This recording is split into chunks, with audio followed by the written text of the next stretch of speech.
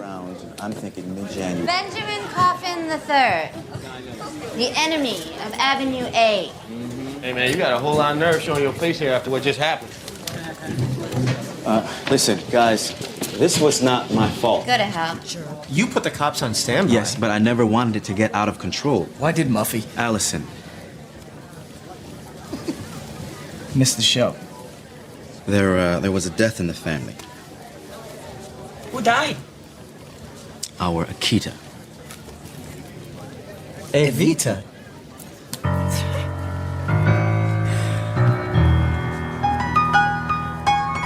You make fun, yet I'm the one attempting to do some good. Or do you really want a neighborhood where people piss on your stoop every night? Bohemia, Bohemia's a fantasy in your head. This is Calcutta. Bohemia is dead.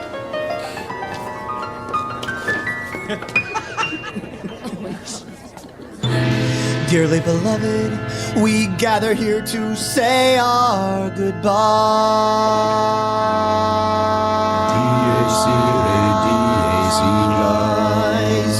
Here she lies, no one knew her worth. Hello and welcome to Book versus Movie. This is a podcast where we read books that have been adapted into movies and then we try to decide which we like better, the book or the movie. I am Margot P. of coloniabook.com and this is my good friend and co-host, Margot D. of Brooklyn Fit Chick. Hi, everyone.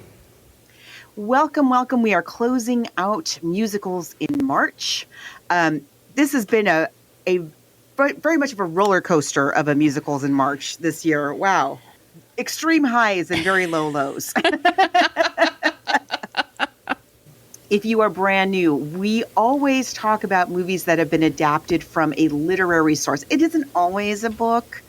Today it is actually, but it isn't always. Sometimes it's a magazine article or a play or a poem or a song or novella or a short story. As long as a movie has been adapted from a literary source that is easily accessible for everybody, ideally for free, like through your Libby app, or your local library. And as long as the movie is streaming somewhere on a major platform, we will consider it. And because we try to do a brand new episode every single week, we are constantly looking for suggestions. Coming up, we have Mysteries in May for the first time, which is something we've never done before. So give us your mystery suggestions and you can meet other listeners of this podcast, interact with us in a couple of little places on the internet. We do have a basic Facebook page. Be sure to like it, but we're much more interactive in our Facebook group. You type in Book VS Movie Podcast Group and ask to join. We have a couple of posts there at the very top kept by Thaddeus, the shows we've covered and then the shows people are requesting. But people just like write on there their ideas. If you have just one on the top of your head and you just want to get it out there, totally fine. So those are great places. We're on social media. With social media, Twitter, Instagram, and Threads, you spell out book versus and movie. And then we have an old-timey email, and I think I deleted an email by accident this week. So if you wrote us this week and you didn't hear back, I'm apologizing. Please send again. But anyway, it's book versus movie podcast, spelled it out at gmail.com. And if you really enjoy the show and would like to help keep us in books and movies, you can also support us on Patreon. Patreon.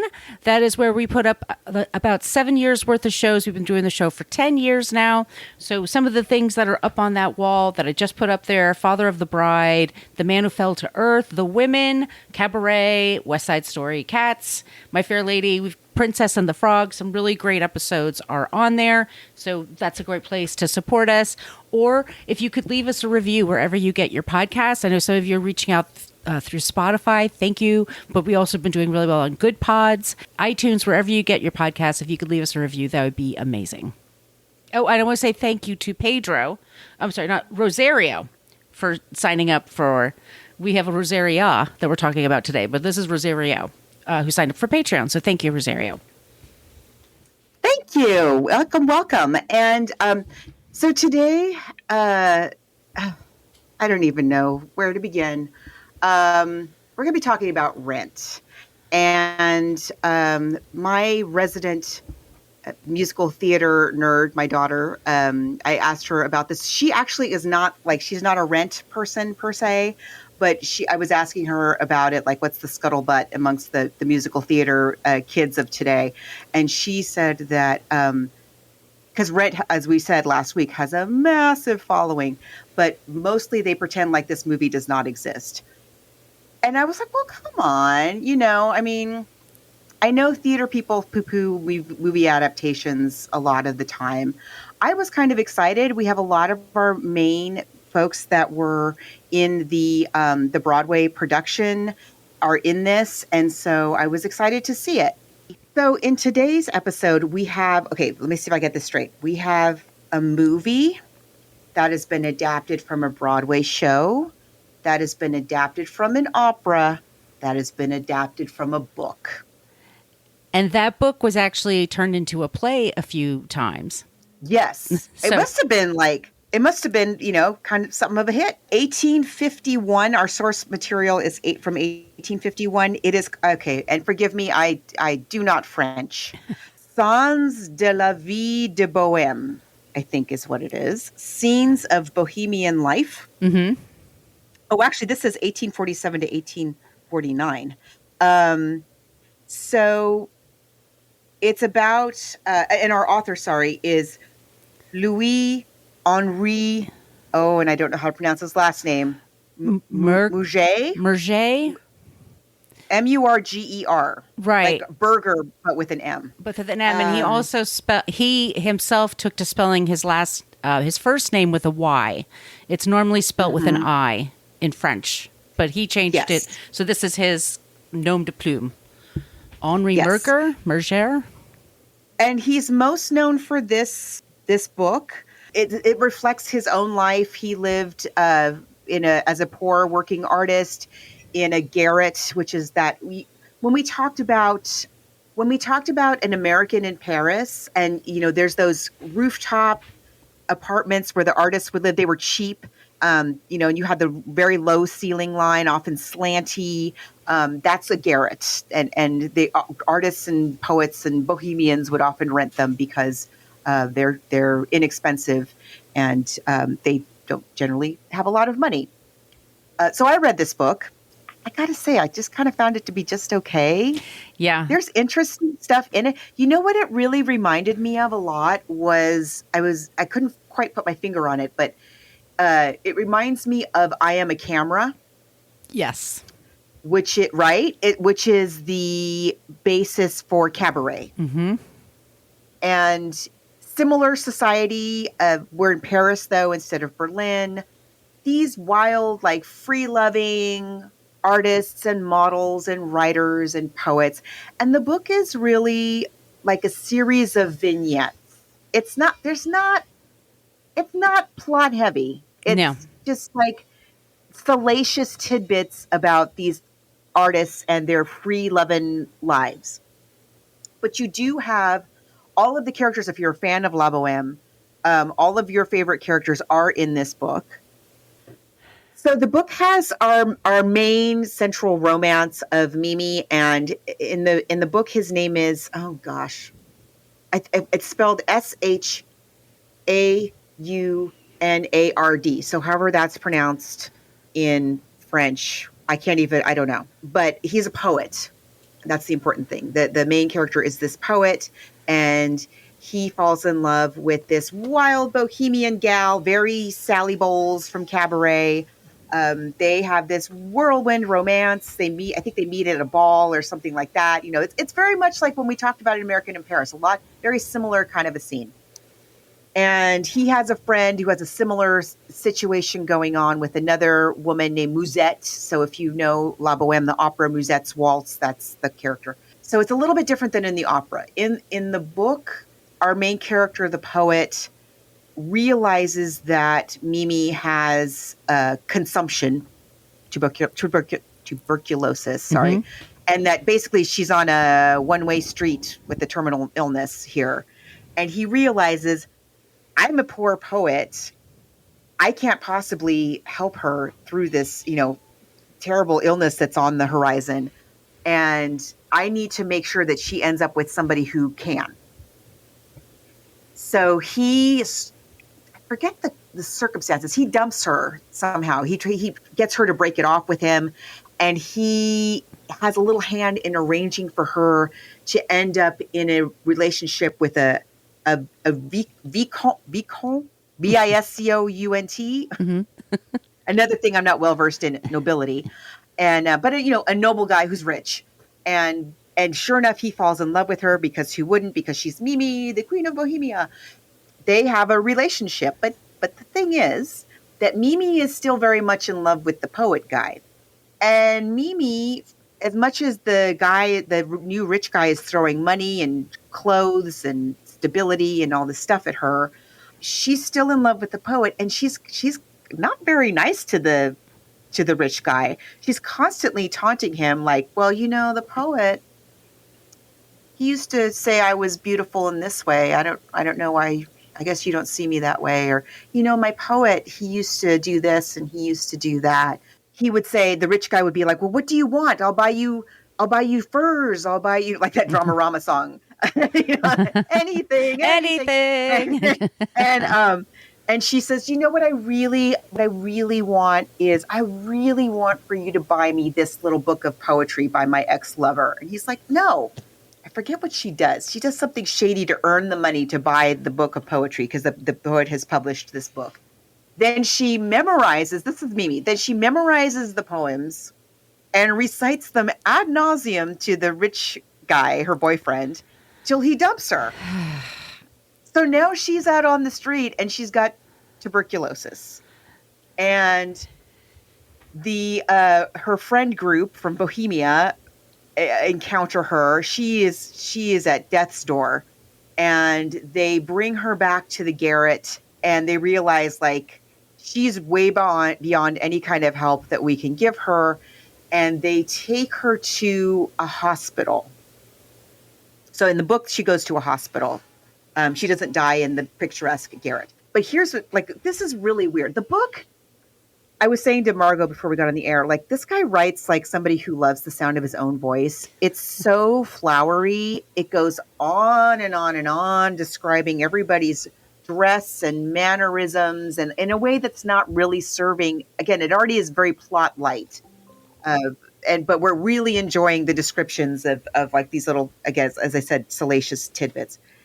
Anyway, so they send Mimi, who's dying, to the hospital. Because if she's going to get any help, she'll get it at the hospital. Right. And this is weird. Did you read the end where she dies? No, Margot, I gave up. Okay, I focused on Jonathan Larson after I was like, I needed to pick up my mood. He's kind of a blowhard, and it's kind of a bummer. So this ending is so weird to me.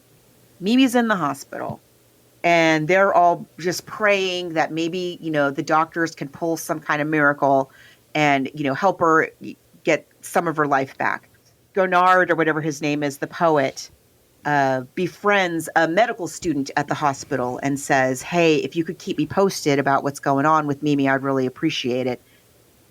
He gets a letter from the medical student saying, sir, I'm so sorry. Mimi is dead. I showed up today and her bed was empty and she has died.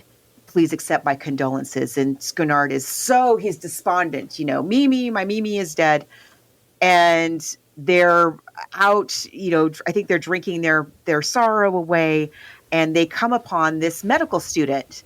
And the medical student says, oh, I'm so glad I ran into you. Listen, that letter I sent you, I was totally mistaken. She was not dead. She was. I thought that her bed being empty meant that she had died. They actually just told me that they moved her to a different ward, so that somebody else could have the bed in this more critical place. And they're like, she's alive. And they all race to the hospital. And when they get to the hospital, they're like, yeah, she was alive, and so we moved her to this ward, but she's dead now. What? What was this about, sir, Mr. Murger, Rouget? What are you doing? What is this business?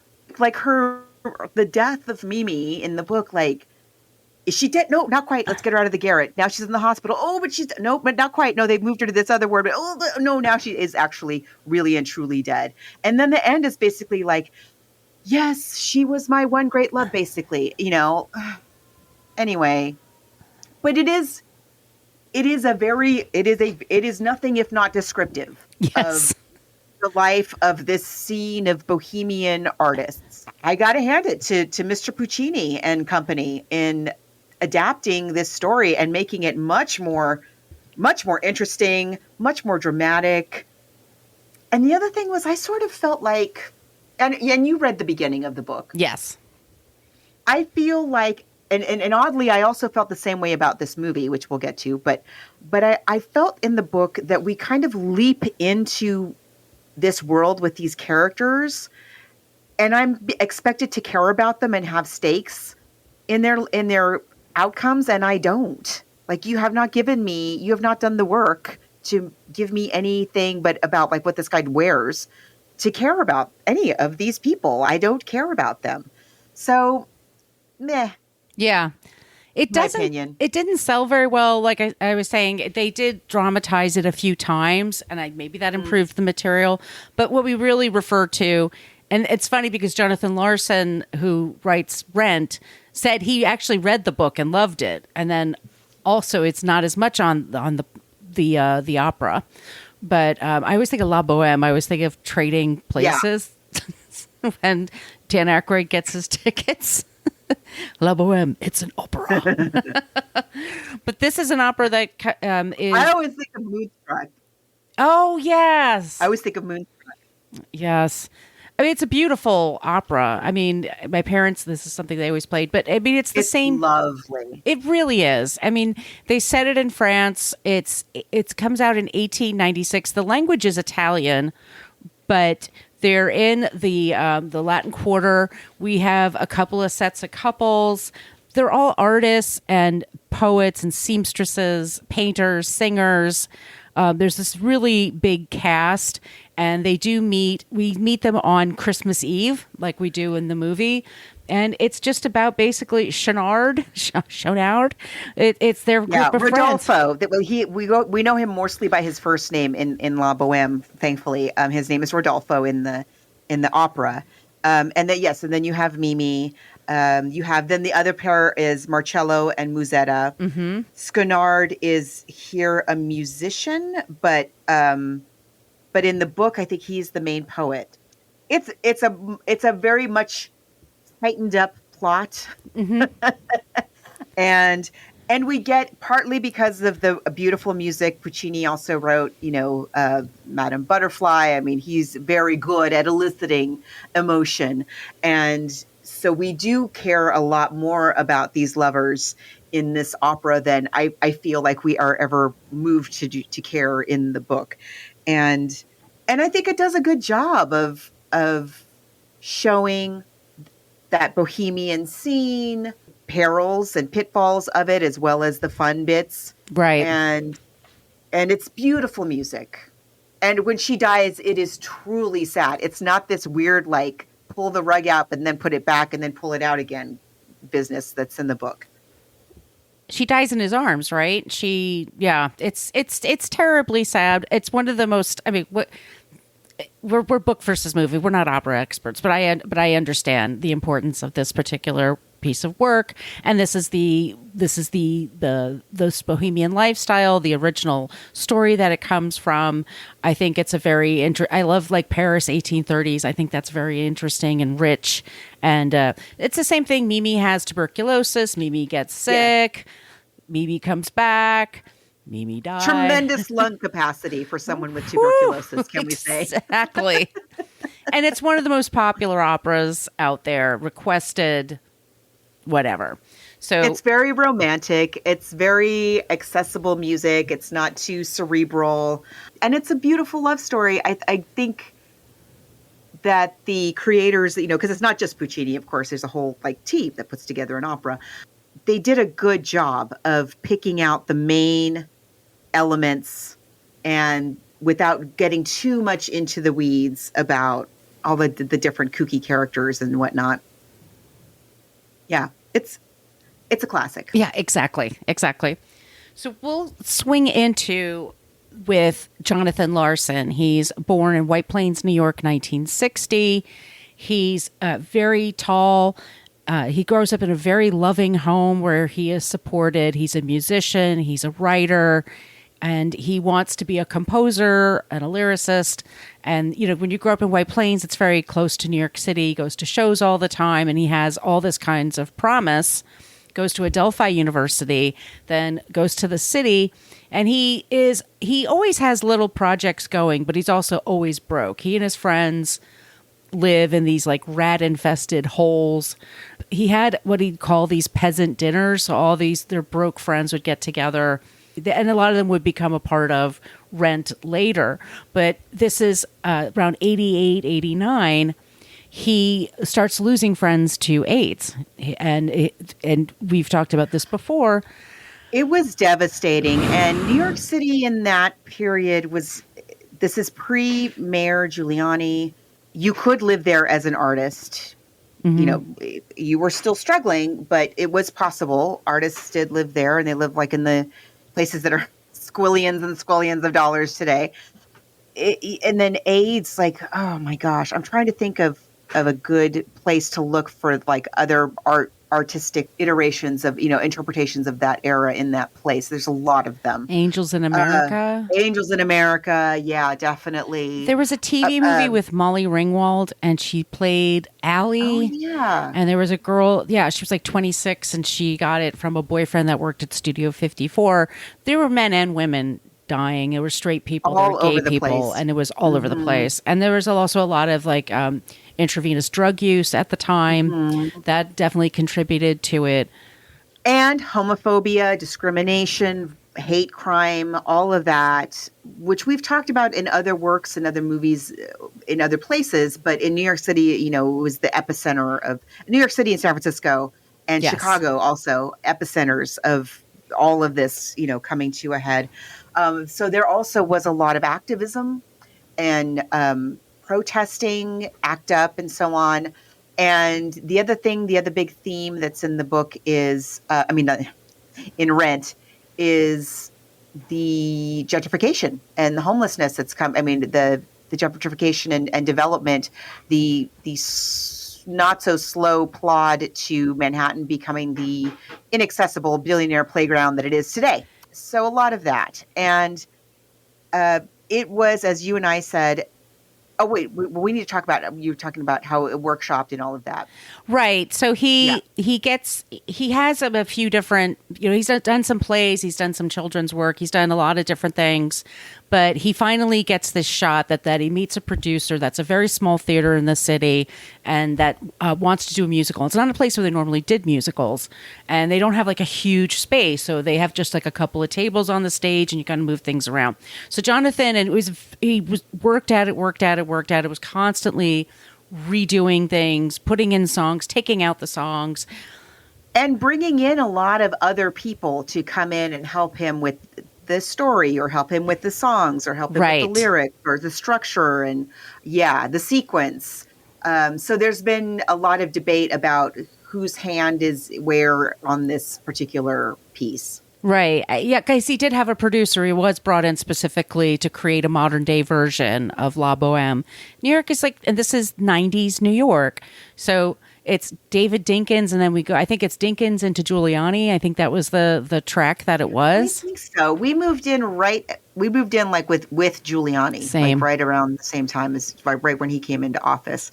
And there was, and I am not a theater person, but I am by marriage. And so, you know, we were living like this. We were living all cheap apartments with broke artists and theater folk. And there was a lot of theater being made at the time about these same issues. They did not all become Broadway smash hits like Rent did, but I remember seeing so many plays about these exact themes and movies. You know, movies too. A lot of independent films, yes, a lot of theater.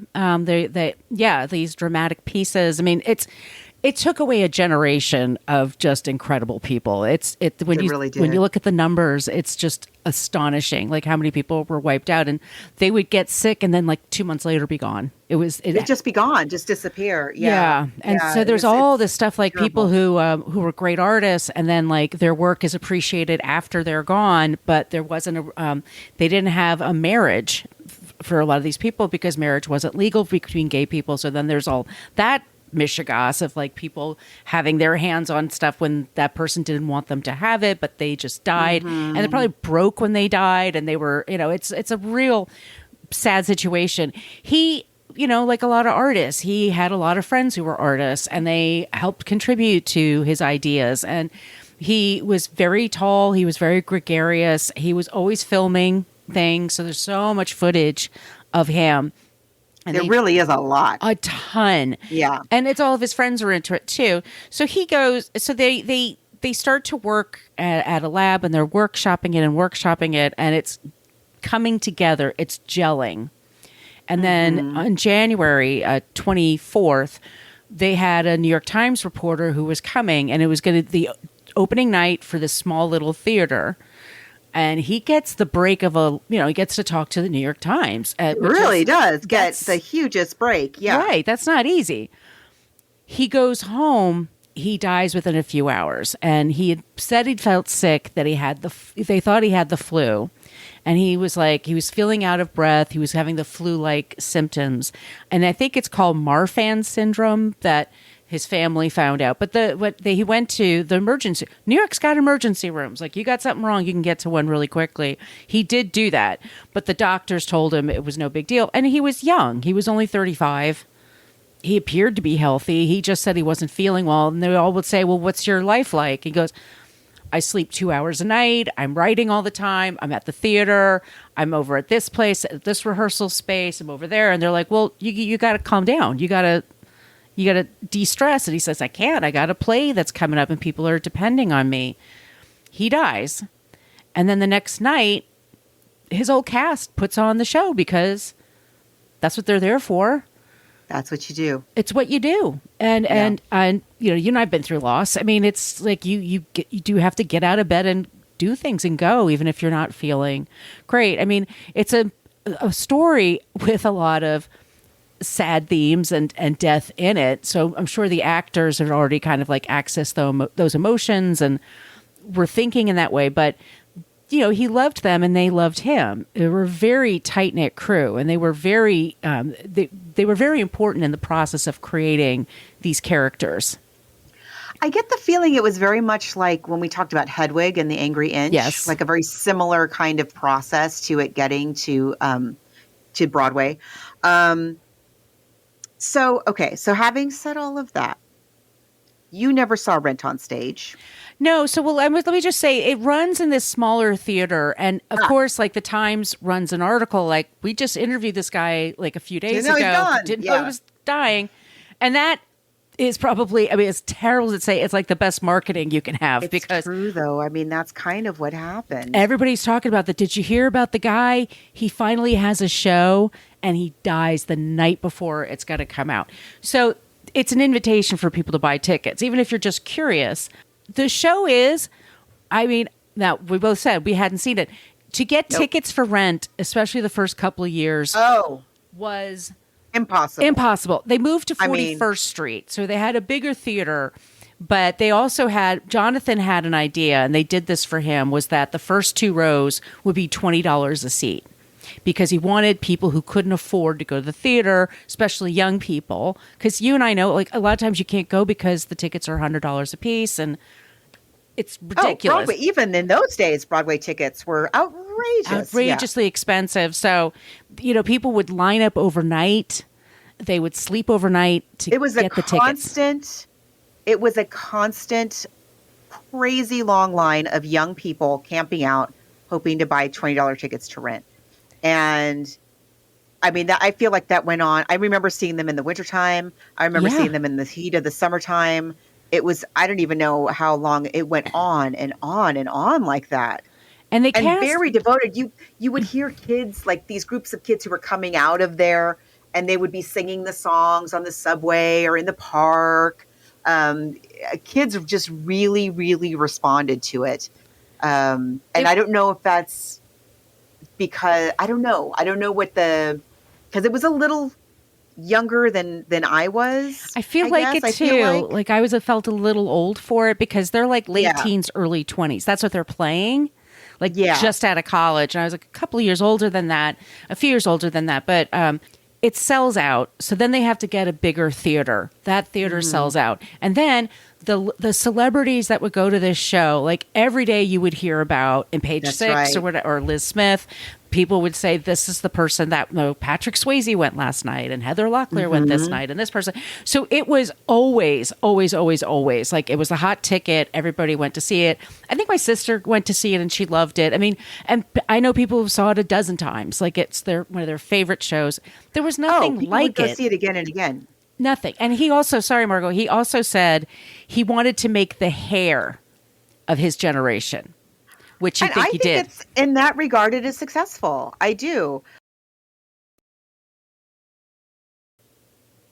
And so, as we said, you and I have never seen this live on stage. So we know there may be people listening, like this is their jam, this show. So here's what I did. I don't know how you did this. What I did this week was I read the book, listened to the opera, then I watched the movie of Rent, and then I watched the film of the Broadway production that was done like in the 2008-ish. That's how I did this. Okay, how did you do it? I listened to La Boheme. I sort of got an instructional audiobook about La Boheme. I then saw this movie. No, I saw the documentary. It's like a 2-hour documentary that I saw about Jonathan Larson that goes right up to the filming, by the way. So we'll get into the filming in a second, but all about his impulses and things like that. I then last night was Easter. That's why we didn't drop an episode yesterday, but I was watching it last night, and then you and I were texting back and forth. And then I did see, by the way, a couple of years ago, there was a live version done on TV, which I thought was really well done. They had a couple of glitches, but it was, I thought it had a really young cast. And I think this is going to be important. They have to be young. They have to be early 20s because they're so naive and they're so like... Otherwise, it's like, what are you doing? What are you doing? You would never put up with a 30-year-old who behaved like this. It has to be someone really young. And it's still close to that time. I think, like, when did Magic Johnson... was he... I think it's like 93. It was in the early 90s. Yeah. Like, there were some tentpole things that happened where people would, some people would expand their empathy. Remember that? Greg Louganis. Yeah. And it was like we said, it was, Magic Johnson's still with us. He's healthy. He's fine. I mean, it was a death sentence. So it really was. So when he announced that he had it, like everyone thought, well, yeah. And we're like, well, this is his goodbye. Yeah. He's still here. Yeah. So it was a devastating disease. And then finally, they sort of figured out the cocktails that work best for people. Now, you can still get it. You still need to be cautious. It is still a pandemic. Yes, it is. Yes, it is. Globally, it still is a very serious health issue. Especially in different parts of the world. There's pockets where it's a devastating disease. It just takes you from the inside. Just emoliates you. It's really awful. So... first exposure to this musical now for me in 2024 is this movie. And I thought, I'd heard the music, of course, because you lived in New York in those days. You couldn't escape that music. But I thought, like I said, I was the person who lived among the artists and in the village and whatnot, and people living in Alphabet City and scraping change to buy a slice of pizza. I know that world very, very well. And I worked in the art world and in those days. And I really know that world well. I immediately do not relate to this movie. Like, there's nothing in this movie. Should we play the trailer? Oh, my goodness. All right, let's play the trailer and then we'll get into this movie.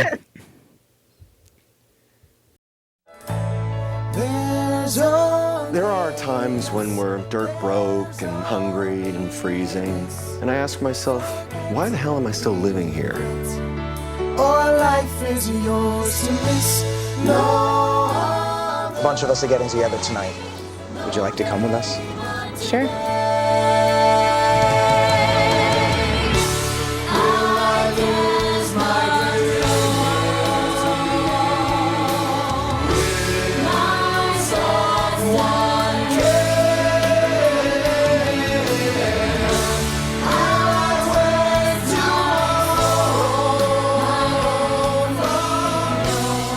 You always said how lucky you were that we were all friends.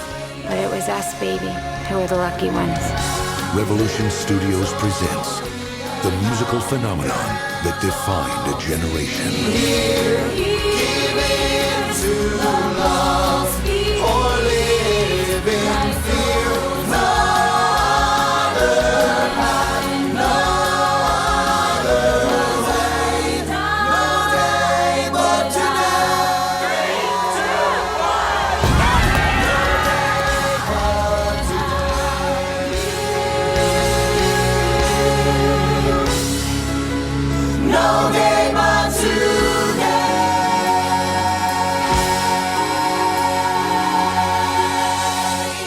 Rent.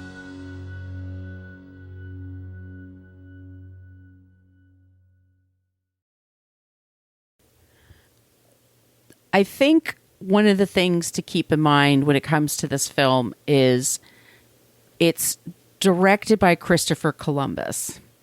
And he did Mrs. Right. Doubtfire, which I like. He also did the first two Harry Potter movies, which are not nearly as dangerous or exciting as the later films are. It's so Or relatable. or relatable. Yeah. So in the documentary I saw, Jonathan dies and then the music comes out, and then the family waited a few years before they wanted to sell it because they needed time themselves to kind of heal. You know, it's a huge loss. Of course. Yeah. Oh, yeah. And so the entire family is a part of this production, and they have all these incredible people that are in the part. But so What a list of performers. So we have many of the same people who did these roles on Broadway. We're famous for doing these roles on Broadway. And then we have some other extra folks in, like Rosario Dawson. Nobody's faulting the cast. Just spoiler alert, I hated this movie. Nobody's faulting the cast. no, The cast is really trying their best here. they're trying to take this movie, and they were doing the casting for it, and the producers are saying, like, they immediately, like, everybody looks so great. We just hired them. And Everybody I'm like, looks like they just left the La Costa Spa. What is this? that's a part of it. Once again, we're talking about young people. The second song is called Rent. And it's like, I don't want to pay last year's rent or this year or next year. Like, yeah, I don't either, but I have to because I don't have a house. Yeah. When you're 20 or 21, you could stomp your feet and say that. And in the show, it's just the way it's presented because it's so exciting because it's like all the stage and Yes. everything. You get into it. It's world building. Yes, I agree. And yeah, I hated this movie. I hated this movie from start to finish. It is a major bummer. I'll get into why the details, but I will say, I just want to if anybody who loves this musical and was like, but wait, Brett, I did then go watch the film of the production, of the stage production.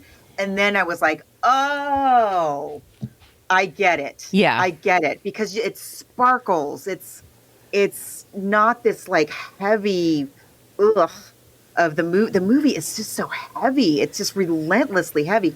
The play has little moments of levity and fun characters, and they're presenting the themes, and it's just way better. And it just didn't get a chance, I feel like.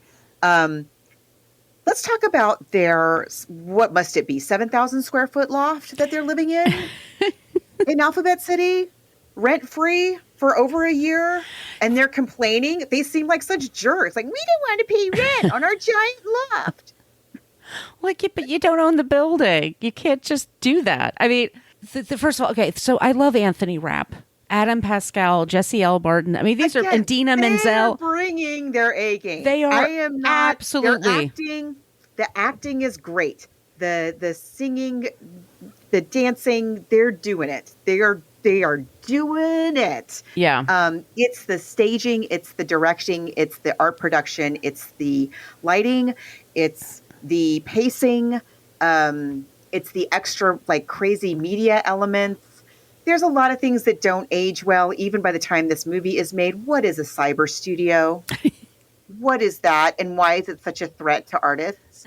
I lived in New York City among artists in that time. No, I don't remember anybody a cyber studio is coming. I don't ever remember having that convo with anybody. They liked the internet. The internet was a place you could reach out to other people and put your stuff out into the world. Like you could make your own channels. Like people had their own, before you had a YouTube, you kind of like made up your own space. Yeah. But it was an outlet to like, it's not the big threat that it's supposed to be.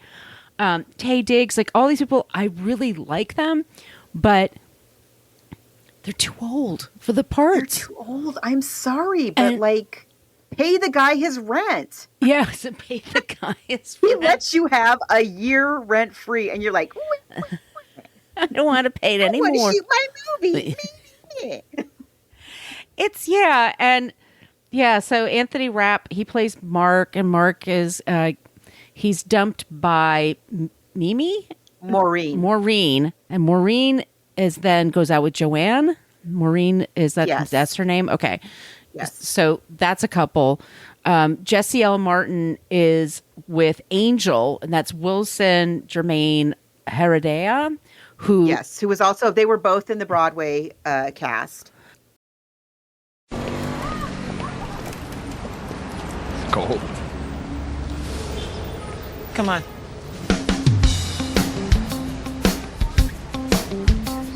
Live in my house, I'll be your shelter. Just pay me back with 1,000 kisses. Be my lover, I'll cover you.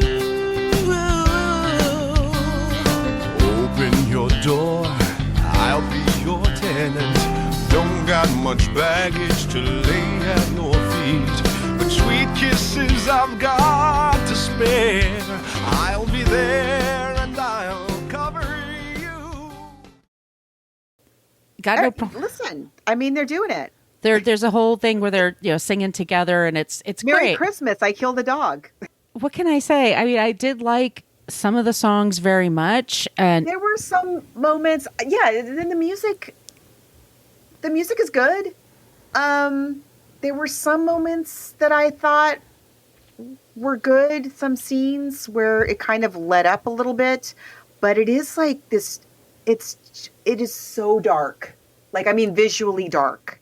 Where's Rosario Dawson? Is that shadow her over there? I cannot tell. Yeah, she has HIV. Her character, because she's, and then Roger. That's Adam Pascal in the worst wig I have seen. What is this wig? What? Why does he have to have a wig? Why can't he just have his hair? What's the I don't understand the choices. I don't get the wig. Okay. So Mimi and Roger are the same characters from La Boheme. There are our tragic Mimi, who in the opera has consumption. In Rent, she has HIV. Roger also has HIV. And that was a very difficult conversation for people to have if you were positive, or even to ask somebody. Like, it's a very personal question, but you need to know your life is at stake. It was a very difficult. So I appreciate that element of the musical. I'm not crazy about how it is in this movie. So here's the thing. Rosario Dawson is 26 years old. I looked it up. 26 years old when she made this. Oh, wow. She's playing a character who is 19.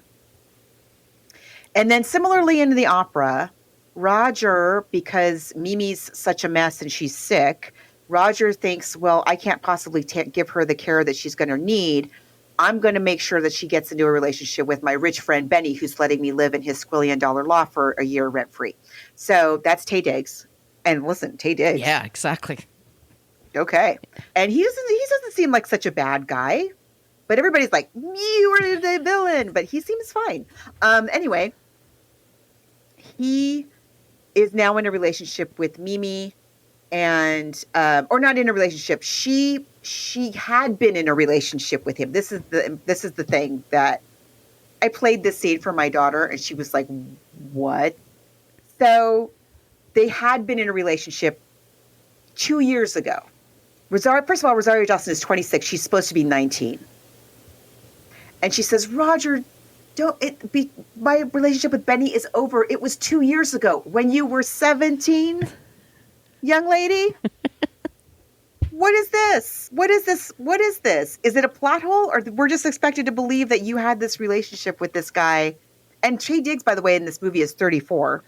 So you would have been 17, and he would have been how old? 30? I don't know. What are we talking about? Yeah, she's also an exotic dancer. Mm-hmm. Great dancer. I mean, it looks like a cool club. I would go, but it's she's very talented. She can sing, she can dance, she can act. I'm not faulting a single performer. She did not choose that lighting. She did not choose that blocking. She did not choose. It's so bad. It feels like it was the same set for every song, though. It's like filmed the same way. It was the same set because it freaking was. Yeah, it was filmed the same way. There's no big differences except for a couple of outdoor scenes. They filmed it on a lot, so they weren't even in New York when they filmed it. You can 100% tell. Yeah. Like, just... Your speed wanna hit the street, wanna wheel at the moon like a cat in heat. Just take me out tonight. Please take me out tonight. Don't forsake me. Out tonight. I'll let you make me out tonight. Tonight. Tonight. Tonight.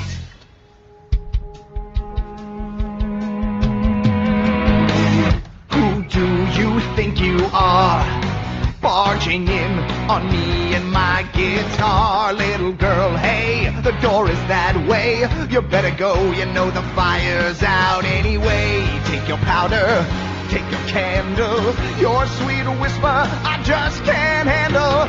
Well, take your hair in the moonlight, your brown eyes, goodbye, good night.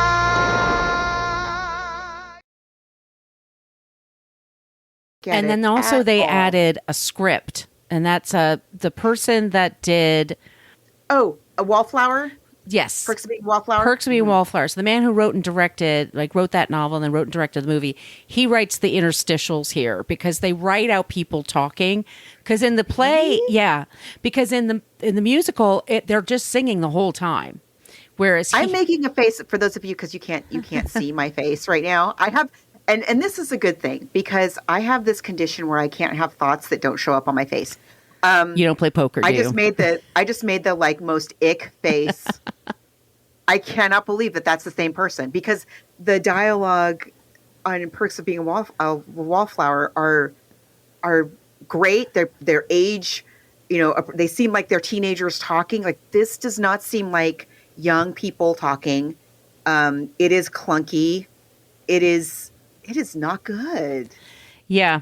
Yeah. So he does that there. I mean, it opened, like, honestly, somebody wrote in a review, like, just turn it on and watch the first 4.5 minutes when they do Seasons of Love. And you're done. And it's good. Like, these are exceptionally talented. You got it. Yeah. And then you gotta go. You don't really need to be, I know, I feel bad, but it's like. And just like in the book, I feel like you're forcing these people on me and expecting me to have stakes in their outcomes and care about them and what they care about. And I'm just like, I said, all I'm thinking is, you guys open your eyes and look around this loft where you're living rent-free for a year. And why are you not on your knees thanking this guy? He is genuinely your friend. He could have kicked you out and made so much money on this loft, and all he wants is a little rent. Yes. And you can't take a job at BuzzFeed or whatever. Yeah, and there's a whole thing where she's with Joanne, and like, I don't care about their relationship really. I don't care about anybody. And I like both the actors. I think they're great. I do care about the professor and Angel. though. Yes. I think that is the one relationship where they do a good job because we see the entire progression of that relationship. We see them meet. We see them, conversing back and forth and finding common ground. And then they fall in love and we see the whole arc. Everybody else, it's like, well, Maureen dumped me. Well, who's Maureen? Right. Dumped me for a woman. Well, okay. And then there's this thing where and this is in the play too. And I thought the same thing when I saw the play, to be honest. But there's this whole thing in the play where this recurring thing of their answering machine. Mm-hmm. He's the filmmaker, right? Mm-hmm. The scarf guy. It's Scarf Guy's mom. And it's Scarf Guy's mom. It is Christmas. She's like, hey, honey, just wanted to wish you Merry Christmas. Hope you enjoy the hot plate. I got you. Love you. Take care. And he's like, what a monster. Really? Because it sounds to me like she was just reaching out on Christmas. We're not given any context except that she leaves this very kind holiday message. Okay. Yeah. It seems very whiny and spoiled and extremely well-dressed and well-coiffed and manicured and beautiful skin to be so upset about paying rent and taking a little job here and there, I feel. It's that was my problem too when somebody explained me the plot like way back in the day. I'm kind of like, that's going to annoy me because but I think maybe if Jonathan had lived, maybe he would have worked on that more. Maybe you don't know. They kept saying there's no way to know. There's no way to know, but they said that he was constantly working on things and changing things and trying to change the pace. And they had tons and tons of rehearsals. It's just that, when he passed, it was pretty much like, all right, this is the show now. And I can't even imagine. Yeah. Because you think it's still evolving, but now what do? Do we stop evolving? I get that. And watching, as I said, I was just like getting more and more angry as this thing was going on, this movie. I was just, I'm going to watch this movie. I'm going to watch this whole movie. Like, somebody turn on, you said you had power back on, turn on a light. I cannot see you. This whole thing in the restaurant where they're singing La Vie Boheme. Yeah, it's obnoxious. They should kick you out. Why didn't they, as I said, Jonathan used to have these peasant dinners. He would have all these people come over to his loft. And that's where you do that. Because I've been to those parties. Somebody puts out a guitar, someone sings, someone, does impressions. Have it in a park. Impromptu. Right. But there's all kinds of other ways we could have done that. Yeah. And I think they filmed that in New York, that particular, but yeah, but it's obnoxious. Yeah. And but when I went and watched the Broadway, the film of the Broadway production, that scene is fun and like exciting and rousing and cute and funny. And it's not like a bunch of jerks wrecking other people's property, ruining their lunch. Yeah. Yeah. It's totally different, and the lighting, and it's very much more sparse, because it's a stage play. So it's much more sparse. There were indicating spaces with lighting and slightly changing backdrops. And it just, when I saw that, it made so much more sense. It's so much more interesting. It's shinier and I care more about these people. I'm getting more of them. You're not hitting me over the head with this set, and it's so much better. So I feel really bad for anybody who only has access to this movie. Right. It's not good. And I feel bad for the people who are in this movie too, because they have been inhabiting these characters for a long time. It's not like they just brought them in off the street. These are people who really, really know these characters, and to be in something like this that is so not doing them justice. It's 10 years later. I feel bad for them. It's 10 years later since they did it on stage, and it's like, you want to play the older version. I would think you would want to play the more evolved version. I feel they could have done that. I don't feel like it's so impossible for them to play these characters, but the way that this is done, as you say, with this dialogue, they seem very juvenile and, where they're like, I should tell you, I should tell you. I should tell you. I should tell you. I just tell her already. You're 35. TikTok, dude. Come on.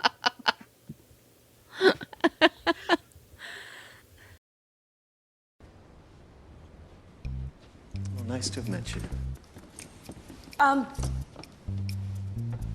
He's 3 hours late.